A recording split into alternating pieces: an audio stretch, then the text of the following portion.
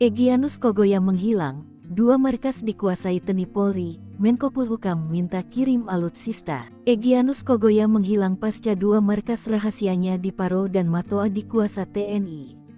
Panglima OPM wilayah Nduga ini mulai ciut karena menjadi sosok yang paling dicari pasukan elit TNI Polri. Pasukan tersebut bahkan sudah dikirim ke Papua terutama untuk kawasan Nduga dan sekitarnya.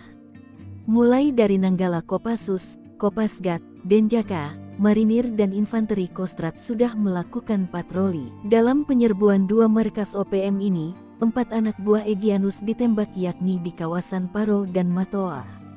Hal ini diungkapkan penerangan Komando Gabungan Wilayah Pertahanan Kogabu Wilhan III, tanggal 19 April tahun 2024 lalu. Penerangan Korps Habema Letkol Aryogi Nugroho mengatakan, Habema mengusai markas OPM di Paro dan Matoa, merebut senjata, amunisi dan melumpuhkan OPM ini. Matoa merupakan upaya menjaga stabilitas keamanan untuk proses percepatan pembangunan di Papua. Diketahui, Egyanus membuat marah pejabat tinggi TNI, Polri dan pemerintah, karena masih menyandera pilot Susi Air, Kapten Philip Mark Mertens.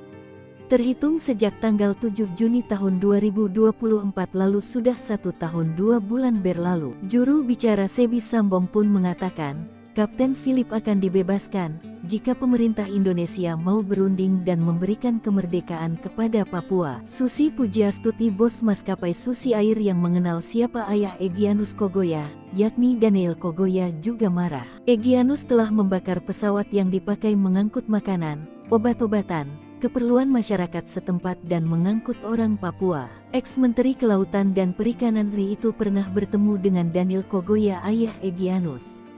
Beliau itu orangnya baik, tapi sayangnya, mengapa Egyanus Kogoya, putra Daniel Yudas Kogoya malah menjadi sosok yang biadab? Menanggapi ini, Hadi Cahyanto Menko Polhukam mengatakan, upaya pembebasan Philip Mark Mertens terus dilakukan melalui pendekatan soft approach, koordinasi dengan tokoh-tokoh di Nduga. Terkait nomenklatur penyebutan OPM atau KKB, Menko Polhukam sudah melakukan pembicaraan dengan instansi terkait karena tujuan bagaimana menyelesaikan permasalahan di Papua.